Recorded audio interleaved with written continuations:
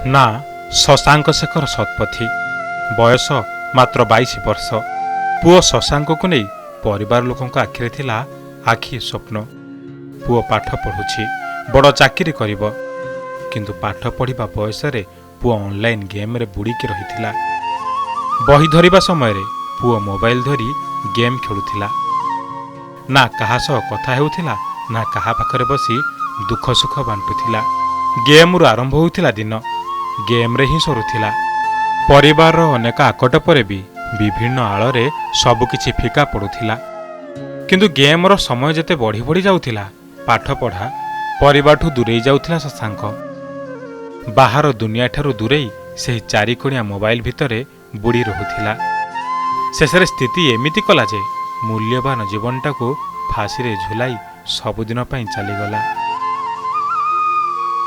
Online game, ଯାହାକୁ ଖେଳି ଆଜିର ଯୁବପିଢ଼ି ସମୟ ଅତିବାହିତ କରିବା ସହ ଖୁସି ମନାଉଛନ୍ତି। କିନ୍ତୁ କ୍ଷଣିକ ଖୁସି ଯେ ପୁରା ପରିବାର ଉପରେ ଦୁଃଖର ପାହାଡ଼ ଭଳି ଲଦି ହୋଇ ପଡ଼ୁଛି। ଇଏ ଏମିତି ଏକ ସମସ୍ୟା ଯାହା ପୁରା ସମାଜକୁ ଗ୍ରାସ କରି ଚାଲୁଛି। ସମସ୍ତେ ଆଲୋଚନା କରୁଛନ୍ତି, ସମାଧାନର ବାଟ ବି ବାହାରି କରୁଛନ୍ତି, କିନ୍ତୁ ସମସ୍ୟା ସମସ୍ୟାରେ ହିଁ ରହିଯାଇଛି। ଅନଲାଇନ୍ ଗେମ୍ରେ ଆତ୍ମହତ୍ୟା ଘଟଣାକୁ ନେଇ ଦେଶରେ ବିଭିନ୍ନ ଆଲୋଡ଼ନ ସୃଷ୍ଟି ହୋଇଥିବା ବେଳେ ରାଜ୍ୟ ରାଜଧାନୀ ଭୁବନେଶ୍ୱରରେ ବି ଏଭଳି ଏକ ଘଟଣା ସାମ୍ନାକୁ ଆସିଛି। ମୋବାଇଲରେ ଗେମ୍ ଖେଳି ଲକ୍ଷାଧିକ ଟଙ୍କା ହରାଇବା ପରେ ଶେଷରେ ଜୀବନ ହାରିଛନ୍ତି ଯୁବକ। ଏପରି ଘଟଣା ଘଟିଛି ରାଜଧାନୀ ଭୁବନେଶ୍ୱରରେ। ମୃତ ଯୁବକଙ୍କୁ 22 ବର୍ଷ ହୋଇଥିବା ଜଣାପଡ଼ିଛି।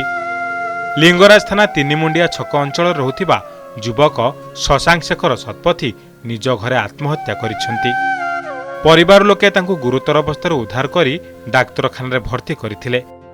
ସେଠାରେ ଡାକ୍ତର ତାଙ୍କୁ ମୃତ ଘୋଷଣା କରିଥିଲେ। ଯୁବକ ଜଣକ ଅନଲାଇନ୍ ଗେମ୍ରେ ଟଙ୍କା ଲଗାଇଥିଲେ। ଏହି ଟଙ୍କା ବୁଡ଼ିଯିବା ଫଳରେ ତାଙ୍କର ମାନସିକ ସ୍ଥିତି ଭଲ ନଥିଲା। ଶେଷରେ ସେ ଆତ୍ମହତ୍ୟା କରିଥିବା ଜଣାଯାଇଛି।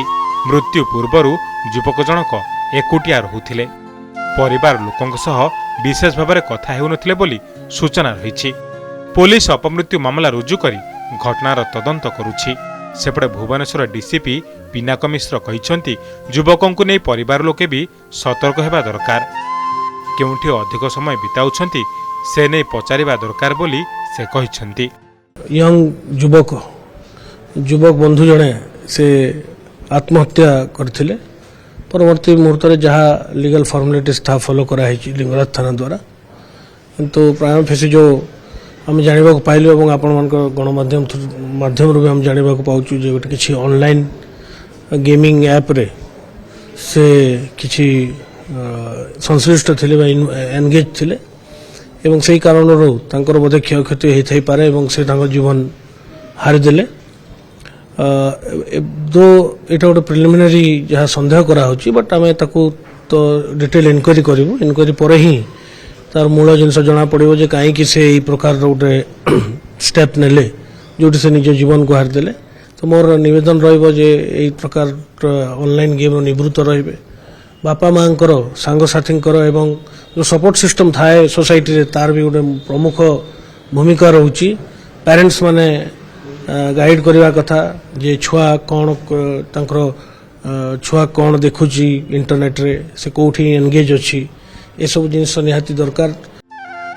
ଏଥିସହ ଯୁବକଙ୍କ ମୋବାଇଲକୁ ଜବତ କରିବା ସହ ଯୁବକ ଜଣକ କେତେ ଟଙ୍କା ଅନଲାଇନ୍ ଗେମ୍ରେ ଲଗାଇଥିଲେ ତାର ମଧ୍ୟ ତଦନ୍ତ ଜାରି ରଖିଛି ପୋଲିସ। ଯୁବକ ଜଣକ ଅନେକ ଲୋକଙ୍କ ପାଖରୁ ଟଙ୍କା ଆଣିଥିବା ଜଣାଯାଇଛି। ଭୁବନେଶ୍ୱରରୁ ଚନ୍ଦନ ପାଇକରାଙ୍କ ରିପୋର୍ଟ, ଓଡ଼ିଶା ରିପୋର୍ଟର।